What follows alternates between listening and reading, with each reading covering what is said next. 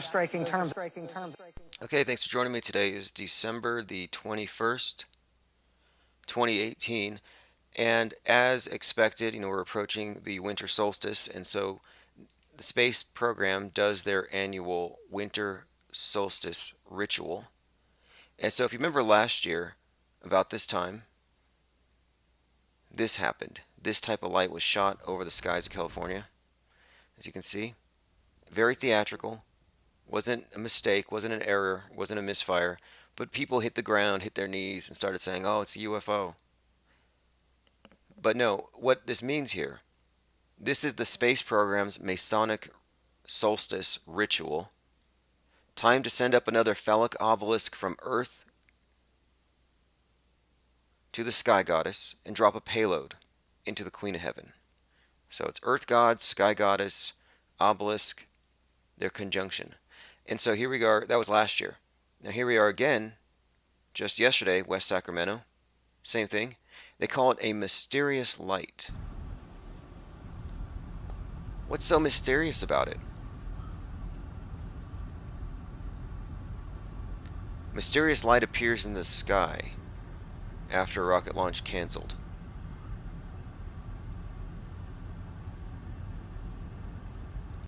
Again, same time. It's just the timing of it, right?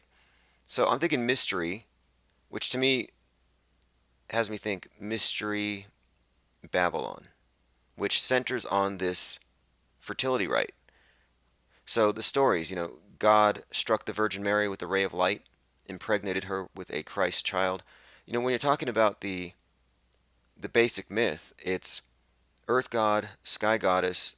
The morning brings about the birth of their child, the child of darkness, the Sun God. And so here we are at the winter solstice, which is where we uh, are recognizing, or rather, the ritual itself recognizes the time of the year is synonymous with this astrotheological story, which tells you the cycles of the sun. And so the sun god is about to be born. That's what we're about to see. So I wrote about this extensively. Here's what it means. It means that the space program is not only faking space, but that the space program itself is just a newer iteration of an ancient world controlling power, which I call the cult of the obelisk in my book, The Secret Religion of the Elite, which you can find on Amazon. The timing of it, though, so next year, set your calendar, 2019, right about the winter solstice, they're going to launch something in the sky, and it's going to be a big mysterious light, and it's going to be at night. Astrotheology. Okay, now here's another one. This is something else I came across during my research the other day. Codex Gigas is a flat Earth book. Okay, so here's what, if you've never heard of this, it's a pre-Copernican illuminated manuscript. So illuminated manuscripts are just the ones that have the really ornate artwork, the gilding on the side. So this is the largest medieval illuminated manuscript in the world, and they call it the Devil's Bible because of this unusual picture of the devil on the inside of it, created in the 13th century. So here you have this 13th century book. It's a compilation. It contains everything in it you could think of. Listen to this. Comprised of 310 leaves of vellum made from the skins of 160 donkeys, or perhaps calf skin. 320 sheets, some were removed. Anyway, so I'm doing some research into this old manuscript, and I find something interesting. There's a section where it has pictures of heaven and earth, and I'm wondering, well, 13th century, everybody knew the world was a ball, right? Because ancient Greeks. Some ancient Greeks saw a boat go over the horizon, which it doesn't. But then they all knew it was a ball. So everybody knew, because it's like the 100th Greek syndrome. The 100th monkey syndrome? If 100 monkeys. This 100th monkey syndrome is the idea that, like, critical mass. If enough people believe something, the idea spontaneously just spreads to everybody else. So you teach one monkey how to wash the mud off the potatoes before he eats it, and then all the other monkeys will suddenly know how to do it. It's just hive mind BS, but anyway, they use this argument from ancient Greeks all the time. All the ancient world knew. So I'm like, well, let's see. Is arguments from ancient Greeks just another argument from authority, another appeal to authority fallacy? So here we go. Pictures of heaven and earth. The paired pictures of heaven and earth, which have received little attention, and here we go. Now they're discernible through the back page, and so you see him at Josephus's feet. And of course, Josephus is a historian who many believe actually wrote the New Testament. Okay, anyway, look at this here. These are the two pictures that kind of bled through on the backside, but you can see them clearly here. This would be the heaven, and the green would be the earth. So I'm looking at these and I'm wondering, well, this looks like an FE map from the top. The sun and the moon, the stars. What is this exactly? So this would be you looking up at a disk of a sky, I guess. And then this would be the earth. So what it says here is, quote, there was no shading that might have suggested that the earth was a sphere, reproduced here on a flat surface, but instead the earth is presented as a flat disk. Again, this is 1300s. It says, quote, we cannot tell from the picture if the artist knew that the earth was a sphere, nor has the artist used any shading to suggest that the firmament was perceived as an arch or a vault. In other words, flat earth, flat sky. And apparently the person who wrote this wiki article and the description of these pictures was very troubled by it. In the description, he's actually like, everybody knew it was a sphere, so we don't know why he did this. So the Codex Gigas is a flat earth, flat sky book. A couple days ago, the vice president was giving a speech about Space Command and Space Force, and he shouts out God and misgendered America. Here we go. He says, quote, with God's help, I know we will give America the defense she needs here on Earth and in the outer reaches of space. So if anybody held out hope that there'd be political saviors or that flat Earth was going to, break and that somehow people in the government itself would acknowledge it or something, no, not at all. Not at all. And remember, the space program is just an extension and a justification for Agenda 2030. So if you're not into hardcore environmentalism and eco-fascism and envirostatism, if you don't want the commies to take over and make that the one world system, then you can't get behind these fake conservatives like Donald Musk and the VP. Now here's a piece of propaganda that came into my email, a little bit of Enviro Agitprop. Climate change kills more than all fake school shootings combined. That's my headline. Because I got this email saying, we write to express our deep concern about the dismissal of the Particulate Matter Review Panel from the Clean Air Scientific Advisory Committee. Exposure to particulate matter causes more than 88,000 early deaths per year, more than firearms and motor vehicle deaths combined, and the number is growing over time. As professional scientists, we object to sidelining science in the decision-making process. See, they want a scientocracy. They want their scientists to dictate everything. It's a theocracy. If you start changing public policy to avert the wrath of God, like, oh, you can't have that sin, oh, can't do that, persecute those people because they're pissing off God, you're a theocracy, where you're using your Bible to regulate people's behavior and public policy. Well, this climate change thing is just another form of wrath of God, kind of rebooted for the new age. But it's a theocracy. These climate change theocrats are trying to get you to accept this whole premise that they can clean the air, which is like, oh, you can purge the world of sin. So anyway, this is coming from just one of many environmentalist groups I get emails from, because I like to keep tabs on where they're going with this. Okay, really quick, this is the new trailer for The Rocket Man, if you haven't seen it yet. Updated. The movie hasn't even been out yet. It's about to be. A California man is getting ready to launch himself into the air in a homemade rocket to prove that the Earth is flat. My favorite. barbecued moron. A lot of people got the idea that he's just some kind of a nut. He might just be crazy. I believe in the geocentric flat earth model. This is America. We can believe whatever we want. People have lost faith in experts. Scientific facts are completely debatable. The earth isn't flat. I'm not going to take anyone else's word for it. I'm going to build my own rocket right here, and I'm going to see with my own eyes what shape this world we live on. Look, any idiot can sit in their bedroom uploading conspiracy theories to YouTube, but it takes a special idiot to launch himself into space for the cause. What do I do if shit goes south? Did you leave a letter or something? What do you want me to do?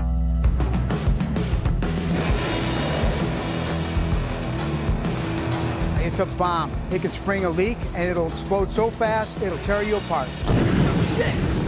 I want to live through this thing, okay? I want to see my cats grow up and, see their grandkids and stuff like that. Okay, that's weird.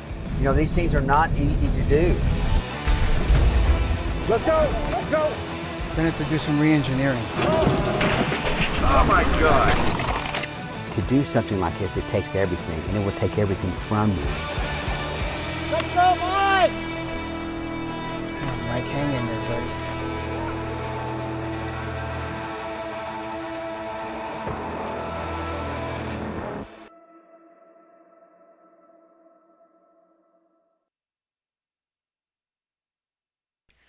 All right, there we go. This is going to be interesting. It's going to come out soon. The flat earther who made headlines around the globe. I mean, they think they're being cute. He made headlines around the globe. The MSM types. But look, Washington Post, New York Post, Independent, Forbes, NBC News, Comedy Central, Fox News Channel, CBS, BBC. And that's just mainstream. I mean, obviously, he's made the internet. He broke it. Glenn Clark is here, subbed for the 50th time. Appreciate it. This would be my 49th channel. So you're right about that. Hopefully this will be my real channel that sticks. It all depends. It all depends on if YouTube can take action on my behalf against a community censor, moral busybody, run amok. If you go to timosmond.blogspot.com, you'll find links to everything that we're going over today. That Codex Gigas manuscript, very interesting. I just really had to, I kind of had to take a moment and examine this closely, because it's not just that he was presenting the world as a disc in this book, but it's that we've been told from the day we started even discussing this thing, we've been told that everybody knew. And so where's that argument now about how everybody knew? It's just not there.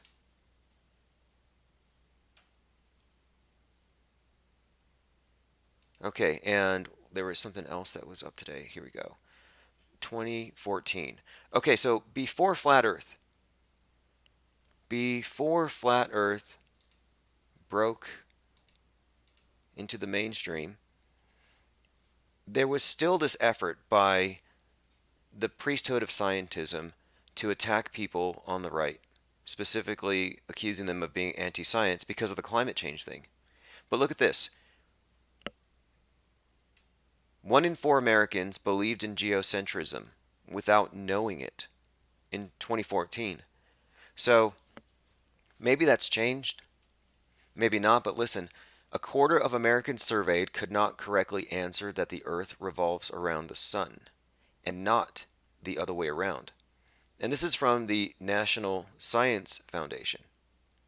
So 2014, a quarter of the Americans couldn't even tell you if the sun went around the Earth or vice versa. And I often point out that it's pointless to debate people who don't even know what they're defending. And even those who have accepted everything and regurgitate well don't know everything, but they think they do. And one change to their system invalidates many of their arguments, if not all of them. So they don't really have a leg to stand on, which is why I don't bother debating. So it says, this is pretty interesting too, though. It says, as alarming as these deficits are, Americans are better on this question than surveys in China and Europe. So I guess the knowledge of ancient Greeks, maybe that didn't permeate the Chinese.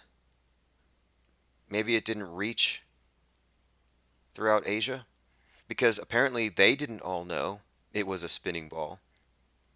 In fact, the Chinese pretty much had a flat world cosmography until the, 17th century? Okay, now here's something you may be interested in seeing happen. And I'll put a link. So I have this idea that the Flat Earth Report newspaper ought to have a top 10 predictions for 2019. Top 10 predictions. We did it last year. Top 10 Flat Earth predictions for 2018. ISS going down, which there's still time. I mean, it has a hole in it, so it's leaking. Maybe it'll come down. But we're looking at coming up with 10 more predictions. So what is going to happen for the FE in 2019? And I want to put them on the cover of the next edition of the Flat Earth Report. So we're probably going to do a separate live stream specifically to put these 10 items together. So the Flat Earth Report is meant to be a tool in the hands of any one of you, someone on the street, a Flat Earth activist.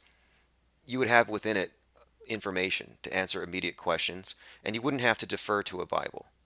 Because I don't think the Bible has anything more to do with the flat earth conversation than it does with the climate change discussion.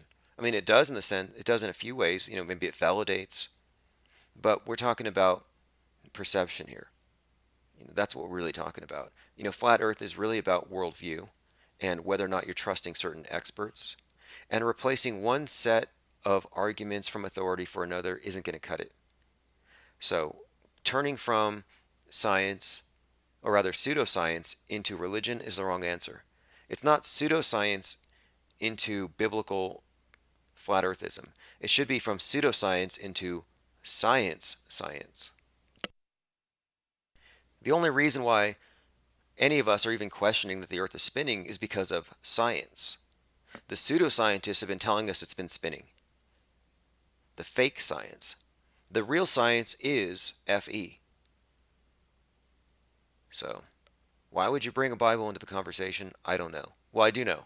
Because the Jesuits have learned how to infiltrate. This is their Counter-Reformation. The Counter-Reformation.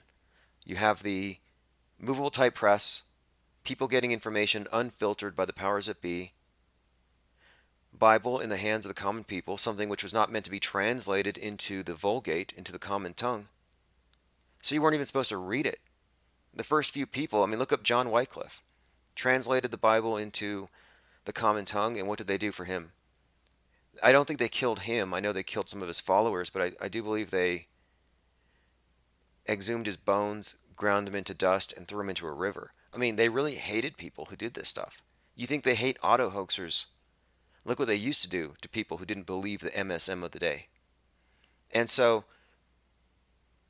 the way that they won, after having had their whole system eviscerated, is the Jesuits infiltrated the institutions of education. They corrupted the science. And that's exactly what they're trying to do right now. So we have science coming back. Let's leave this new dark age. It's a high-tech dark age, but it's what it is. Our mentality is that of dark agers. They have us in this state of being believers, not seekers, and followers. And when we question, of course, they want to deride you and try to get you back into the mainstream. So here people are finally deviating from mainstream science. And instead of recognizing that observational methods broke us out of the cage, they reach for what the Jesuits used 500 years ago to effect a counter-reformation. So to me, in many ways, biblical flat earth could be the new face of the counter-reformation, or a part of it, because we're talking about infiltration and corruption. And I'm not speaking about the scripture themselves or the words. I'm talking about the appeal to authority and who holds that authority. And when I say corrupt, here's what I mean. Let's take your view of history, and let's just go the last 50 years. If your view of the world comes from accepted history of the last 50 years, and you, as somebody researching the truth, somebody questioning what you've been told by the MSM sources. As you start parsing through it, you realize, well, look, this was fake, that was fake, this was questionable, that was exaggerated, fake news, fake news, fake news. And so all this fake news aggregated has become something of a history. Our modern history is basically whatever the MSM reported. That's pretty much it. And so if we know for a fact that the MSM version of reality isn't reality, then we know that, okay, one, their worldview is corrupt. It's divorced from reality. But then also, anything that you do based on that is founded on lies. And that's what I mean by corrupt. If you were a student in high school and you were tasked with writing a term paper, you write a term paper on violence in America. Well, your research would be tainted by 20 years of fake school shootings and more. I mean, look up NPR's The School Shootings That Weren't, where the media accidentally over-reports things, where they add in 300 shootings there, 1,000 victims there. It's atrocity propaganda, and it just slips through the filters. So if you were tasked with writing a paper on it, you would source everything appropriately, but your paper would be based on a vision of the world that's not real. You're writing a paper about how America's a war zone, kids are hiding under desks, and everywhere everybody is dying, and the people on the right are just intransigent about their guns, and politicians are getting money from the NRA, and so kids are being victimized over money. And it's like, no, nobody died, nobody cried, and your term paper is shite. And if that's just your term paper, what does that say about your entire education? What does that say about your bachelor's degree, your master's degree, your PhD? Corrupt, corrupt, corrupt. With Occupy Flat Earth, which we will be rolling out here soon, go to occupyflatearth.com if you want to get involved. I'm going to bring back something from Occupy Wall Street, which I know they're a bunch of lazy commies, a bunch of big government anarchists. However, they were agitating for college loan forgiveness. And that's because they're addicted to their indoctrination. They want more, they want to live free and all that. However, the idea of college loan forgiveness is something that does resonate with a lot of people who were aligned with this Occupy movement. And so using Occupy Flat Earth, I thought it might be appropriate to agitate for college loan forgiveness. Get your money back for any courses that you took where they taught you about dinosaurs. Get your money back for any course where they taught you about the wrath of God, climate change. Get your money back for any course that talked about violence in America and how it's unique to our culture because it's all based on what?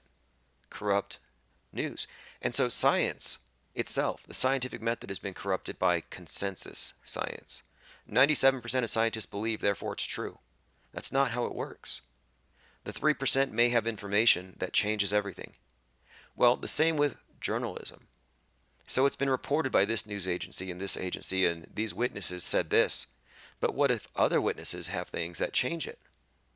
That would give you a completely different story. Should we ignore them? And that's their view. Ignore the, quote, conspiracy theorists.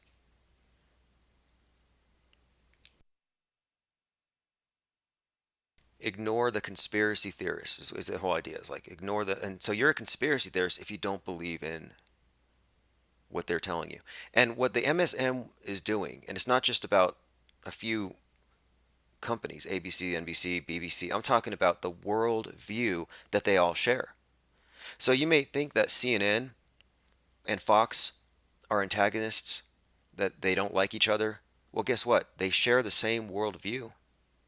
Greg Gutfeld may mock climate change as a hoax and a conspiracy theory and a belief system, and yet he says that anyone who doesn't believe the official story of Sandy Hook ought to be punched in the face by him. So it's like, yeah, come at me, Greg Gutfeld, please. So, we're talking about politics, the worldview. So is Trump really against the media? Is he standing up to the media because he postures during these press conferences? Not at all. Globecuck Trump signed the executive order for Space Command. It's really all you need to know. Not my president, Donald Trump, just set the stage for the next 9/11 event, this one being of an extraterrestrial nature. And that's where they're going next.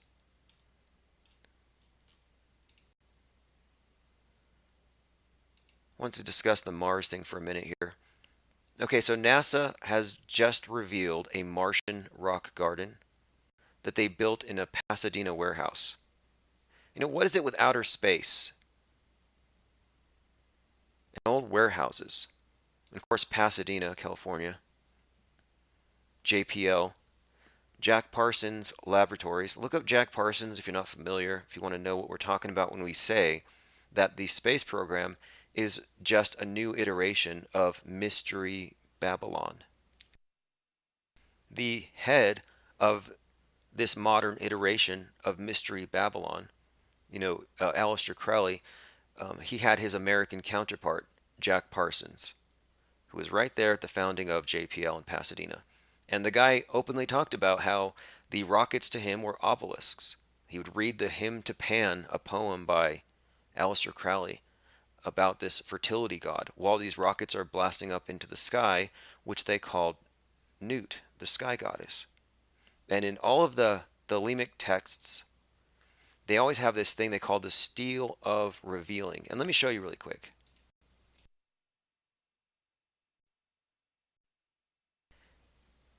Okay, now this does have quite a lot to do with NASA. As crazy as it is, because this is from their very founding. One second. Okay, here we go. I found a copy of it on Etsy. We'll take a look. You're going to like this. Okay, so the story goes, Aleister Crowley was out in Egypt doing his research, and he has a synchronicity where he notices that the 666th stele, and that's what these things are, these panels. So there was 666 of them, or more, but this was the one that had that number. And so it piqued his interest because he called himself the Beast. And so he took this particular image, he did a lot of blow, and he spent 3 days binge writing a book called Book of the Law. Book of the Law is the Bible of the religion of Thelema, which is what you would call Mystery Babylon today. And so it's a Greek word. It means will. Okay, so stretched over the top, this is their goddess of the sky. And so in all of their, in all the poetry and all the stories in this book, I mean, it's like really bad poetry if you want to read it. I don't highly recommend it. But it always talks about this eternally reoccurring conjunction between the slain god Osiris and the goddess of the night sky. Well, the god Osiris is the god with he's represented by the obelisk. He's a fertility god. And so the obelisk on the ground pointing up at the goddess of the sky, this is all just ritual theatric reenactment of the mysteries. And this is what they mean by Mystery Babylon, as in the mysteries of reproduction, reincarnation, death, and rebirth, conception, gestation, all the hidden processes of life. And it's all happening within, and so night sky, it's the goddess, but space is her womb. So what they did was they took this Egyptian and Babylonian mythology, astrotheology, and they just wrote up their space program as a new edition, a new iteration.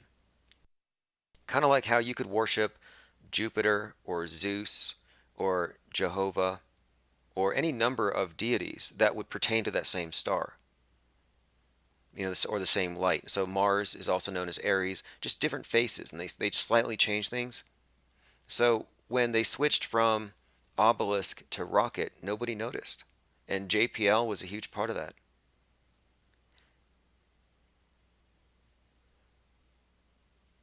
JPL and Jack Parsons this was also where you had the intersection of NSA's L. Ron Hubbard, coming into this group. And that's a totally different, it's a totally I don't know. I don't know if it's something that could be explained easily to people who aren't really aware of what we're looking at, but let me show you what I mean, because it really does pertain to this Martian thing.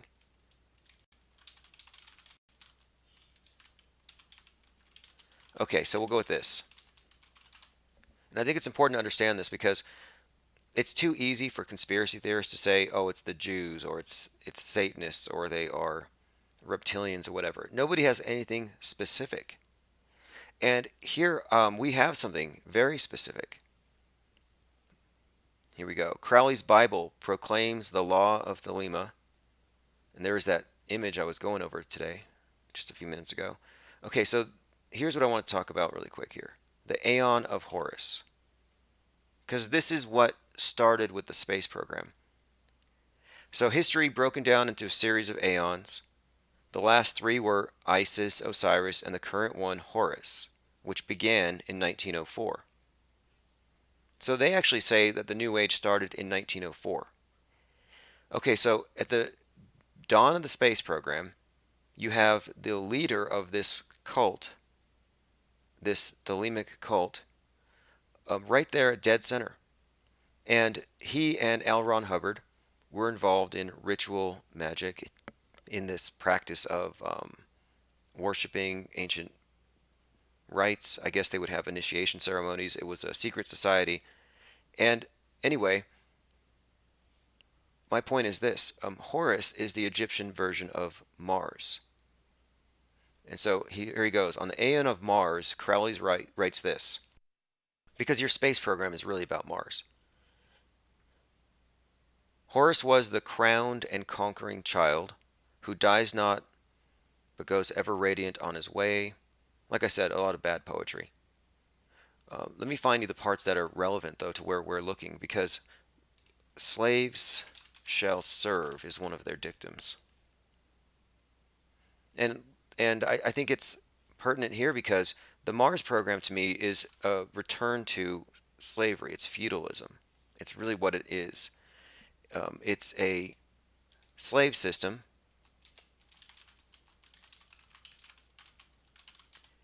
I call it a planetation system.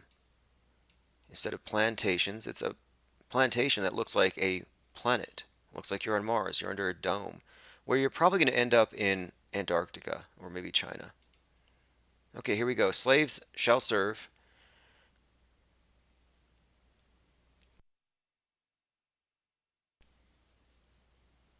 And it's amazing how the people who believe in this today, the practitioners today, have different ways of explaining away what this means by slaves shall serve. What does it mean? If it views all people as free and sovereign, what does it mean that they're slaves?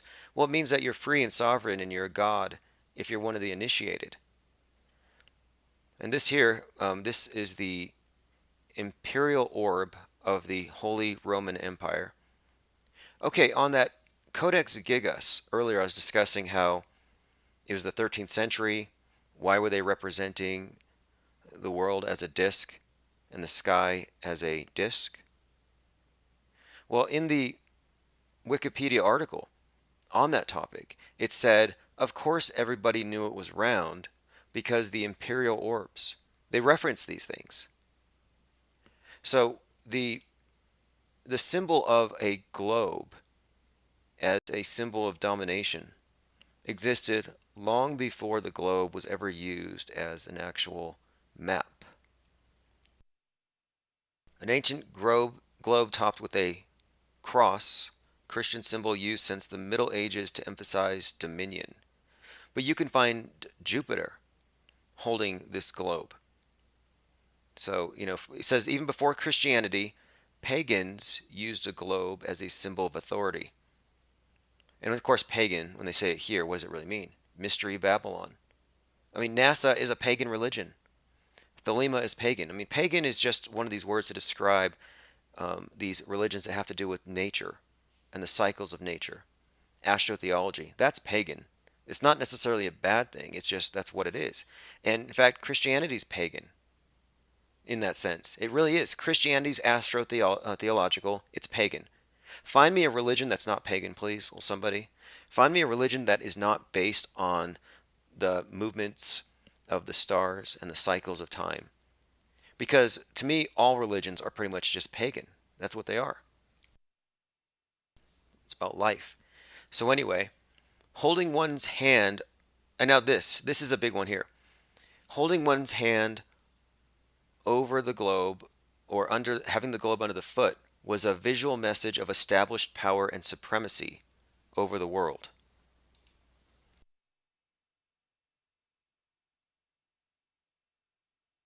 So if you remember about a year and a half ago, there was this bizarre ritual, I guess you would call it, where Trump and these others were holding on to a glowing globe in Saudi Arabia.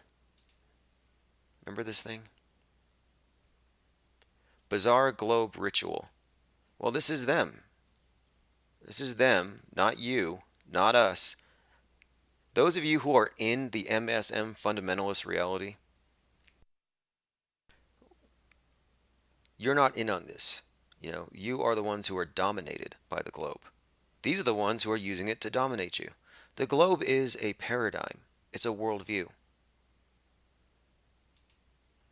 Yeah, the term pagan, someone who lived in the countryside, not a Roman city, or heathens, the people of the heath.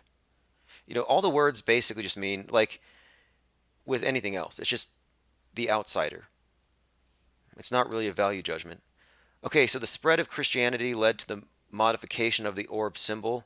They added a cross on top to send a message about Christian dominance over the world. It says here, it was adopted by powerful Christian rulers and made part of royal regalia, symbolizing that the emperor or king controlled the world on behalf of the Lord. So you stab a cross into the globe. So the symbol is seen as an indication that, yeah, they rule the place. Christ is depicted as holding this as the savior of the world image you may have seen. So anyway, let me get back to, let's get back to the politics of Thelema. All right. Okay, so as I was saying, Thelema is just the esoteric version of Christianity. That's an important point. The primary ritual that they celebrate, it's not like sacrificing goats or any of that Hollywood stuff. What the Thelemites do is they practice what they call a Gnostic Catholic Mass. And the Gnostic Catholic Mass is nothing more than a Catholic Mass for those in the know, which is what Gnostics are. The Gnostics know that the religion is astrotheological and it has a god and a goddess. And so when you're in church, let's say you're a true believer, you're a sheeple, you're over at one of these churches, maybe in, I don't know, Chicago or something, where they have hundreds of priests going around raping kids and nobody rounds them up. So you're a true believer and you're drinking the wine and eating the bread, you're hitting your knees, you're doing the whole thing. Well, you may feel like you're in on the religion, but actually the joke's on you because you're not actually eating flesh and drinking blood. So your ritual cannibalism isn't really ritual cannibalism. It's actually the seed and the egg. It's the menstrual blood is what the wine symbolizes. And the communion wafer symbolizes the male seed. So you're putting that in your mouth. That's the conception. It's sex magic. That's what is at the center of the Gnostic Catholic Mass in Thelema. They call their communion wafers cakes of light. And light is a euphemism for what they put in the batter. It's gross. It's gross. I was going to observe one, a Gnostic Catholic Mass in this place called the Soul of the Desert. It was a Thelemite lodge in Santa Fe, New Mexico. And I was very curious about why are they practicing Catholicism? Just part of my research. And then I learned that really the New Age movement and Catholicism are the same. It's all about, really just different iterations. And so that's when I started to see that there's no difference between New Age, between NASA, When I say no difference, I mean it's just nominal. An obelisk is an obelisk. If it's a rocket, or if it's a stone monument, or if it's a nuclear warhead, there are so many different ways that the cult represents its power, its dominion, the globe being one of them. And what this has to do with the discussion is we're talking about JPL. Okay, so we're talking about JPL and the Mars simulation that they built there, a Martian rocket or rock garden. Okay, now here's the thing. Again, we are in the age of Mars. So, this whole Thelemic religion, it's really nothing more than Mystery Babylon, but the god that dominates this particular version of it, of course, is of a Martian character. It's Mars worship. Age of Horus is Mars worship. So going to Mars, the arc to Mars, it's all just code. It's all euphemism. It's all exoteric explanations for the uninitiated.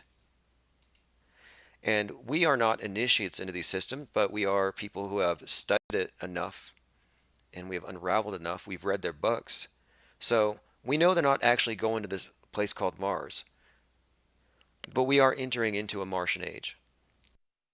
That's what the New Age is. The age of Mars represents a return to agrarianism, as in a agrarian reformation, a breakaway from everything post-industrial revolution. It has to be sustainable, here on Earth anyway. It's all about sustainability. It's about feudalism. It's about restraining your ability to damage the world under the pretense of saving the world by getting you to live in enclosed systems. Your enclosed system may be a walled-up city, it may be a dome, one of these Mars cities, but it's all about these simulations. And why are they building these simulations? And here's why. Look at this. Crushed rocks simulate Martian sand. Bright yellow lights mimic sunlight as it appears on Mars. Engineers painstakingly recreate landing area of craft from high-resolution pictures. So these Mars cities, like the one that they have in the UAE, are more than likely just going to be preparation areas where people go before they're deployed to the actual Mars or something. I mean, that's kind of the idea here, is they get you used to living in isolation.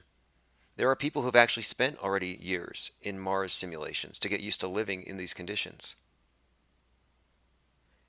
But look at all the artistry.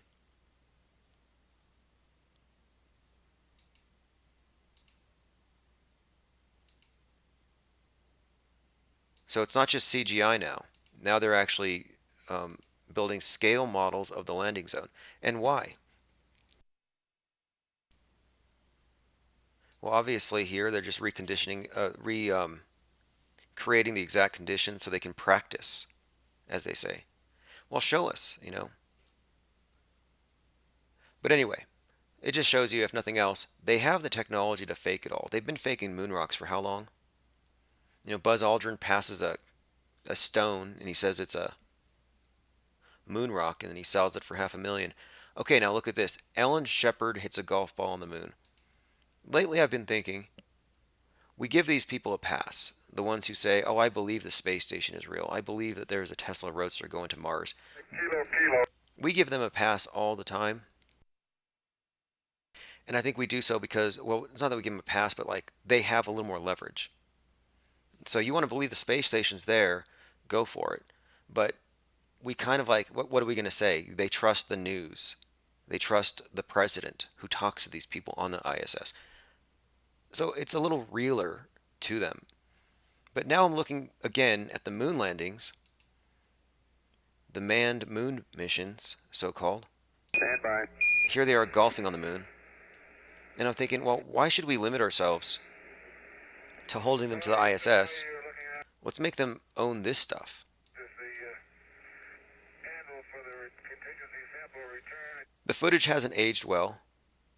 It's very laughable, actually. This is comedy. And if you watch this moon landing stuff. Oh, here we go again.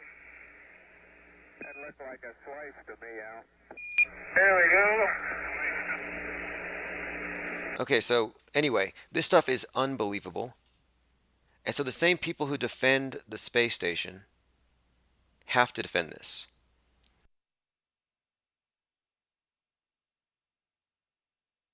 Like you can't cherry pick from your Bible.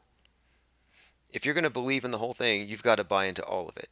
And so I'm saying, why don't we just kind of, for a time here, why don't we focus on the past, on these past missions, and make them own it? Do you find this compelling? Make the burn. Does this look real to you? I mean, I'm looking at some of this footage and I'm like, wait a minute. You have Neil Armstrong climbing down the ladder on his first step. And I'm like, well, who actually is the first man on the moon? Neil Armstrong climbing down the ladder, or the guy who videotaped him climbing down the ladder? Anyway, here's my main debunk on the moon. Okay, here we go. Where is it? So you see the sunlight. Ostensibly the sun is, coming from the right, and it's lighting up the side of the astronaut. You can see it clearly here. You can see the ground's lit up. But now I'm asking you, what's beyond? You see the cameras focused on this little bit of land, but what's beyond that bit of land? What's over that hump? If that's a hill, there should be more land behind it, and there should be a horizon line. Where's the horizon line? You can't tell me that's the horizon line. Again, where is the horizon line? You see how bright they are? Okay, so this is a sunny morning. You can see the shadows behind him. So how come the moon behind the astronauts isn't there? So my new debunk to the moon is, where is it? Please, show me where the moon is. I can't find it. I can't find the moon. So this is the stuff I want people who believe in the program to own.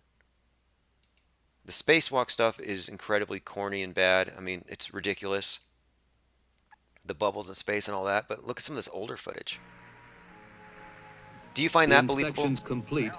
The command module and lunar module maneuvered to docking. Okay, yes, this. Does this look to you like... Made a long time. Video footage of an object floating in space? You have to hold your opponents to their own rule books. And so if you're going to defend Globe Earth, the spinning ball model, then you have to own this. You have to look at this and say, yep, that's real to me. I mean, this is like B-movie stuff.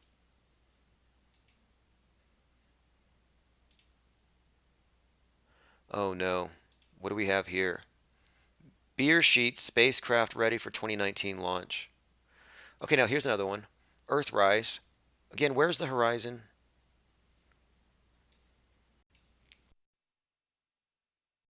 Okay, we have another lander that's ready. Beersheet spacecraft ready for landing.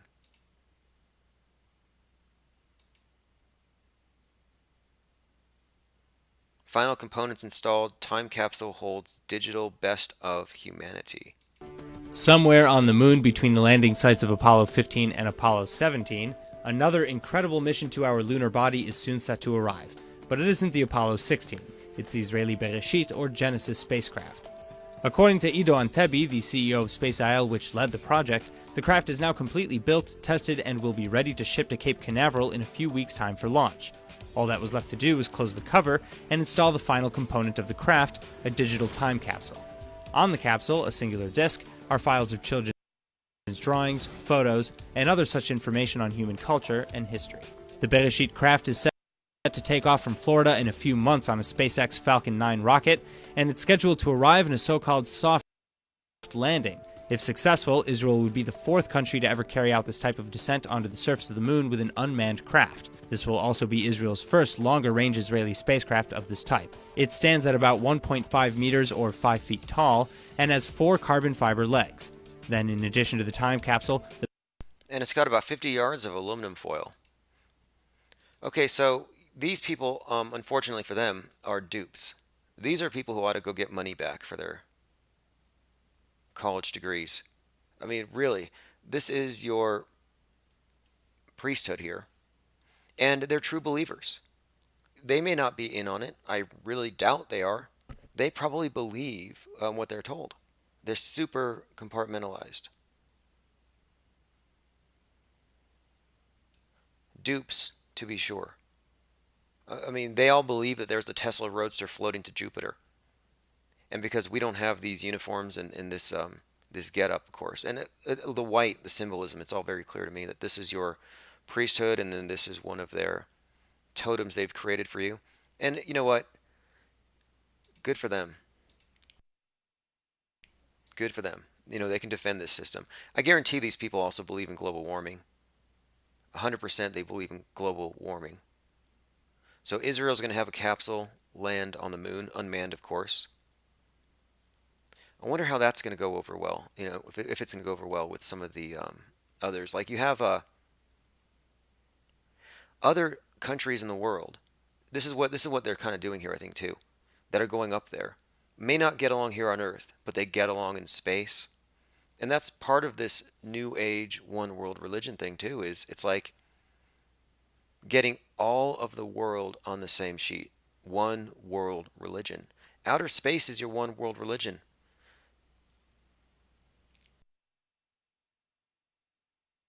All right, so let's take a look and see if there's anything else Elon Musk, SpaceX can colonize Mars and build a moon base. I was looking at the moon yesterday as it came over, and you know, I'm thinking, wow, actually there are people around me who actually are conceiving it as possible that, hey, look, our grandkids may actually live up there. Like they're looking at the moon like a place where you can go live. The brainwashing is 100% complete. Stephen Curry, I believe, was put out there to do damage control against Kyrie Irving to say, no, it's not okay just to ask questions for argument's sake. Just believe, believe, believe. So Stephen Curry calls the fraud, charlatan, and treasonous liar Scott Kelly. He calls him up and they have a little talk about how the moon landing was real. Didn't ask him about bubbles in space. So Kyrie Irving responded to what Curry said about the moon.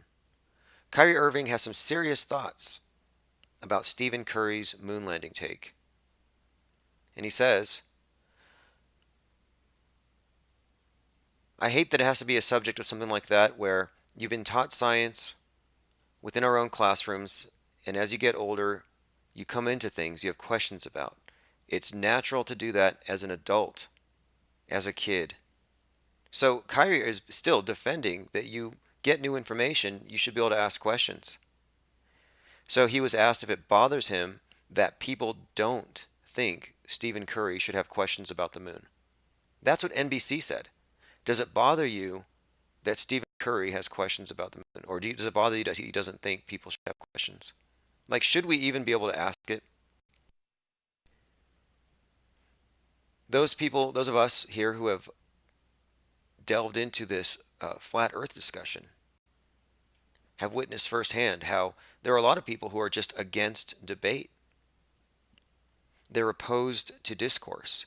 They would rather just have it settled science, don't question it. That's like some religious people, they don't debate their Bible. Oh, it's my faith, I'm not going to debate it. They don't want it to be questioned. And so Irving here is an advocate for asking questions.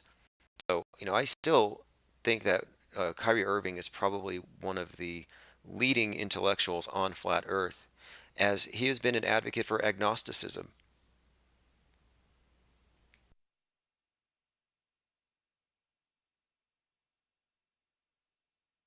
Now, speaking of the Mars preparation centers, the Megadome in Dubai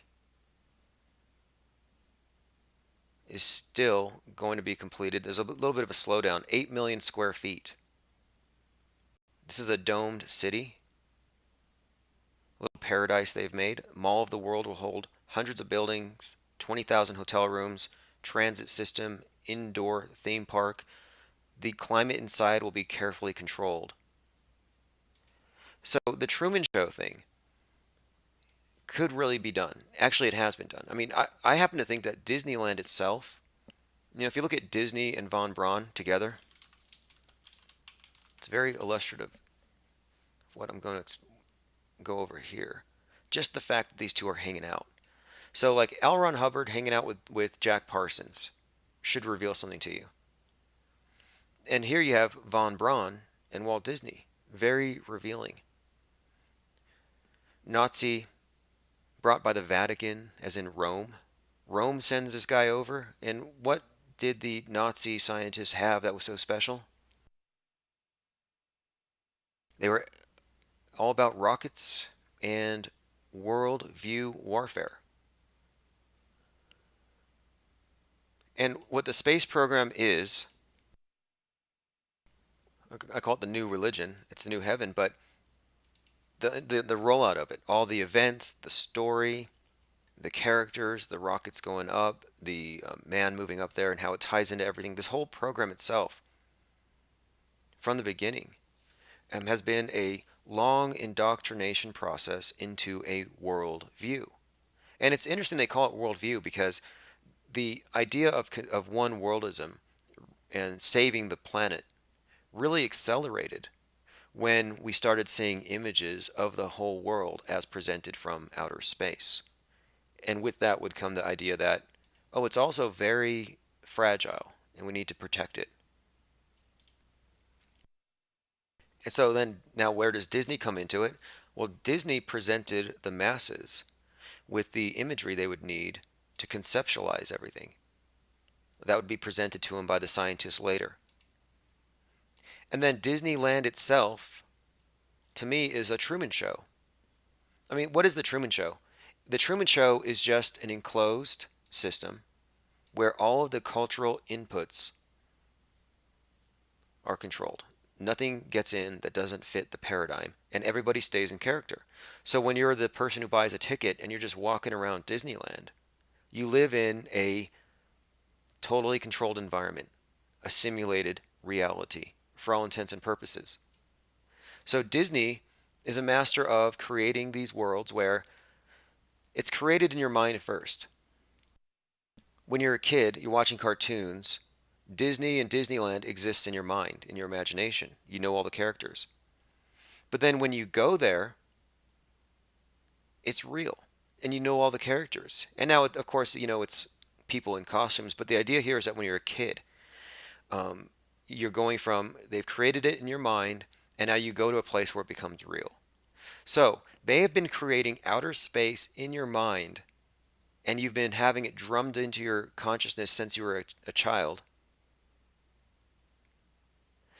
And then as an adult, they're going to bring you a Disneyland, and it's going to look like a lunar base. It's going to be a Mars base. So I'm saying outer space is Disneyland. And if you believe in outer space, if you believe in the moon base and the Mars bases as places that we're going to go, you might as well put Mickey Mouse ears on your head, because you've been indoctrinated into this Disneyland space religion, this one world utopian endeavor. That's what it is. You get everybody in the world on this sheet with the space program. It doesn't matter what their other religions are. It doesn't matter what their politics, their national distinctions, whatever it is that would put people at odds with one another. Well, we're all united on this. So outer space is your one world religion. This is what's so phony about Alex Jones. You know, he's all about the New World Order, one world religion.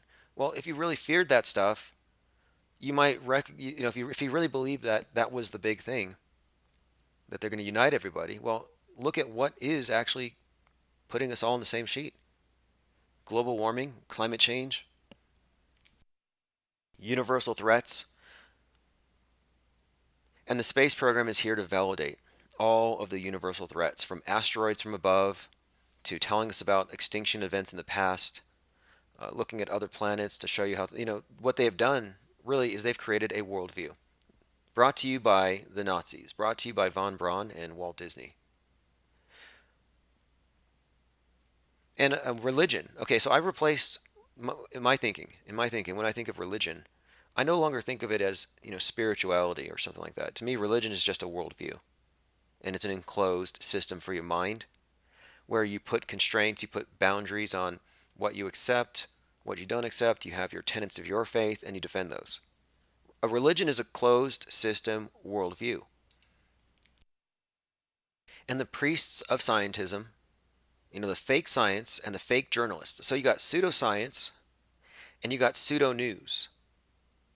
Fake news, fake science. And they bring you your new world order religion of outer space and becoming a multi-planetary civilization.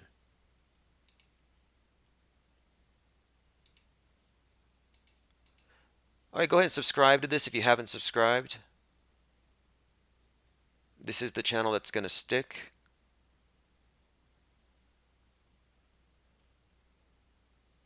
Go to infiniteplaneradio.com as well if you want to get these live streams directly to your inbox every day.